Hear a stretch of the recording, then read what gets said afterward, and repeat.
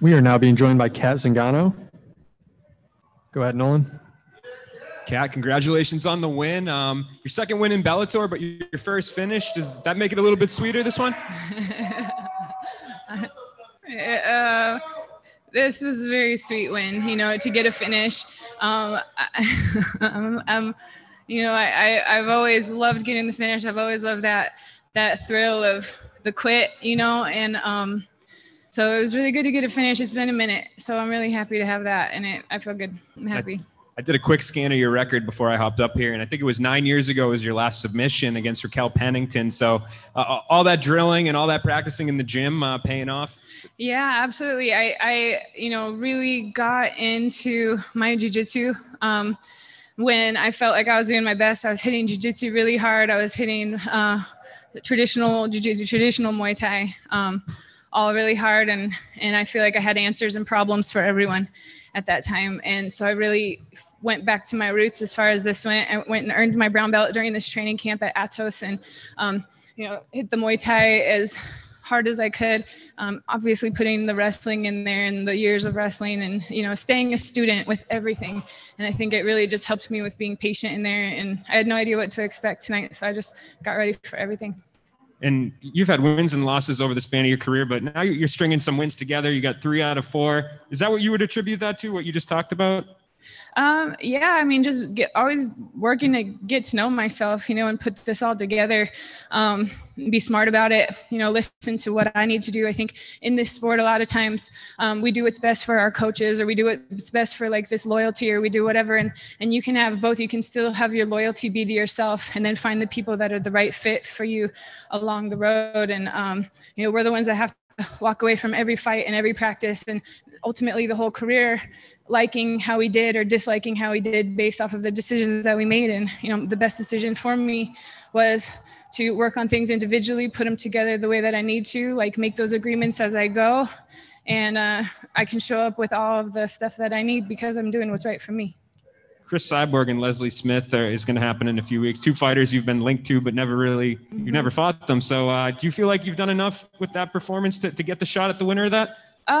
I think I've done enough over time to get a shot at the winner for that. With this performance, who knows? You know what I mean? I know that I'm a lot more experienced coming into this fight. Like I do realize there is a difference there. And, the nerves are the same. The training camp is the same. Everything going into these, whether I was fighting her, I was fighting a Mack truck, it doesn't matter. It's all the same. It's all the same preparation. It's all the same getting your mind and your body right in time. And, yes, over time, I've almost locked horns with all of these girls at a certain point, so it'll be beautiful that it gets to happen over here. Who do you think wins that fight?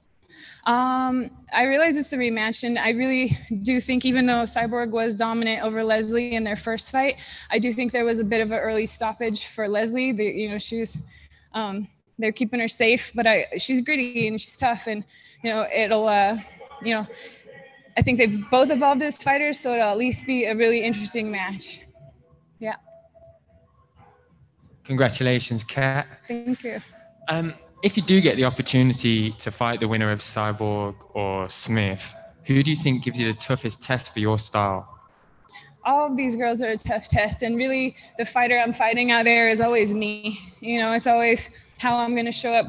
I have what it takes to beat all of these girls, but it comes down to preparation. It comes down to mindset and, just getting ready and being ready and being my best self that night. Do you train any particular mindset things? Life, every moment that doesn't break that you get through, you're always glad you got through, and these are all very stressful things. There's a lot of stress in life that sometimes you don't know how you're going to do it while you're simultaneously doing it, so just trusting in that, talking to the right people, talking to the people that I trust, and then they can hype me, remind me who I am, remind me what I do, just gets you there. And it looked like you had some nice words sharing at the end. Is that anything you can share with us there? I'm sorry, what did you say? It looked like you was having a very nice kind of emotional chat right there at the end of the fight. I was wondering if there was anything you could share with us. I know that girl has come so far to be here. you know, and like, I know that she respects me. I know that she was telling people she respected me. And there was a hard part to that because I can't care about her before a fight. I can't want good for her. I can't, like, my respect for her is trying to beat the fuck out of her. And that's the best thing I can do to respect another fighter on fight night. But at the end of the day, she's a human and she's come really far. She shared her story, and that's very inspirational to a lot of people. And I think a lot of people should look at her for who she is and what she's done. And that's what made her the biggest threat tonight, was the heart and what it takes to get to where she is today, because that's scary. That's dangerous. That's a dangerous person. Thank you. Congratulations. We'll take a couple more here. Maria. Kat, congratulations on a fantastic win. I just wanted to ask you, though, while you were transitioning, I mean, obviously you shot for the takedown early. You looked like you were almost in just a very peaceful flow as you moved from position to position. Can you talk a little bit about how getting your brown belt has affected your jiu-jitsu? And also, do you plan on utilizing it even more in your upcoming fights, considering just how seamless it looked tonight?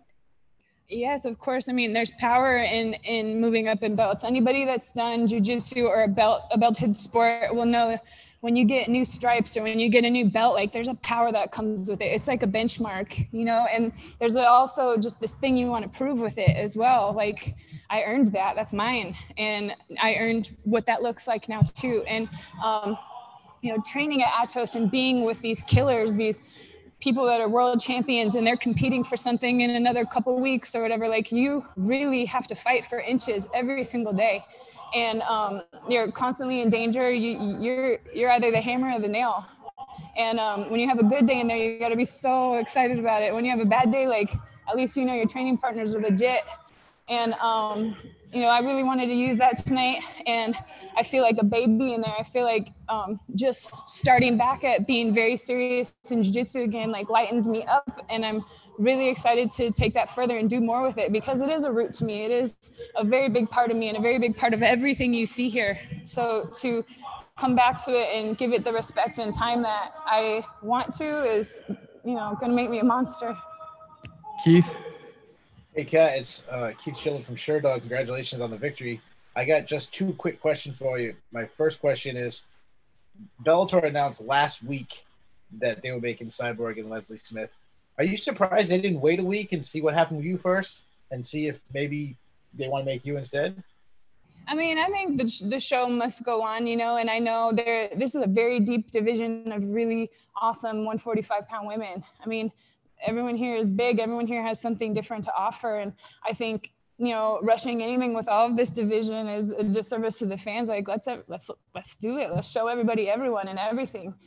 There's a lot of badasses here. Like, I'm very excited to be a part of it. And, you know, for them to fight makes sense. Leslie's been doing a good job. They had a fight earlier, you know, in life. And Cyborg, again, she was very dominant, but I think that Leslie could have taken a little more time in there. So, you know, they do what they got to do. It's a business, and, you know, it's entertainment. And right now it's all coming right back around after this whole crazy year of who knows when we're all going to fight. And so I don't know. It's happening the way it's supposed to, and I think it makes sense. It's good.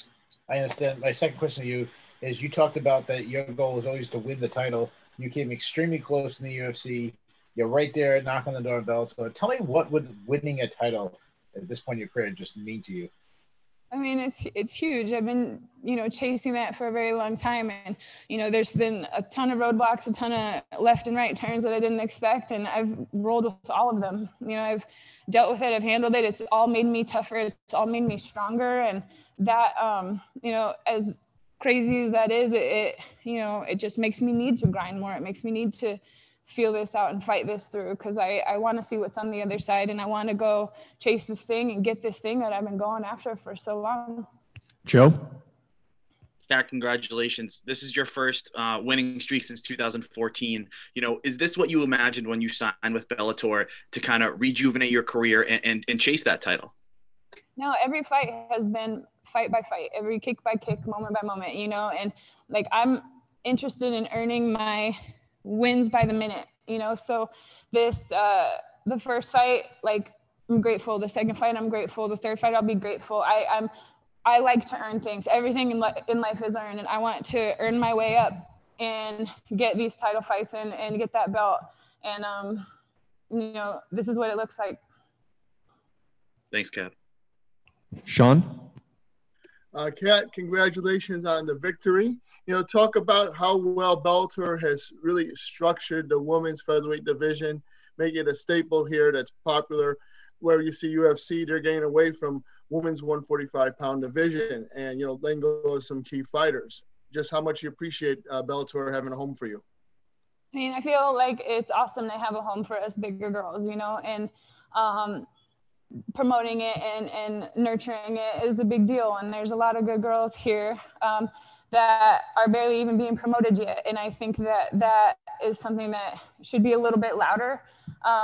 I think sometimes as fighters, we all we're coachable. We don't always know what to say and do to get people to notice that we're in here, we're on this division, we have something to offer. Like, we're just fighters, you know, and we're trying to guess at what it is people want to see. But like, other than just getting in there and battling, like, it's hard to always know what to say and do. So I appreciate the more promotion towards the 145. I think there could be even more promoting the 145-pound girls individually and as the bigger fights come up.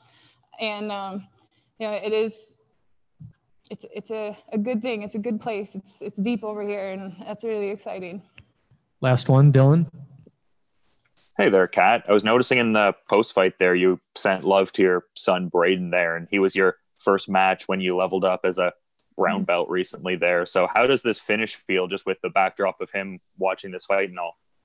I'm so inspired by my boy. I woke up this morning to a message from him because we can't go to their sports as parents in the arena right now. They can live stream it and we can watch it or whatever, but he had his first high school wrestling match yesterday, and I woke up to the video of him getting a pin, and I was so excited for him because he was excited for him too. And I didn't get to be there, but it inspired me to want to go get a pin tonight too, you know, so we could hug it out and high five and go get pizza over the finishes. And that was awesome. He's everything. He's everything.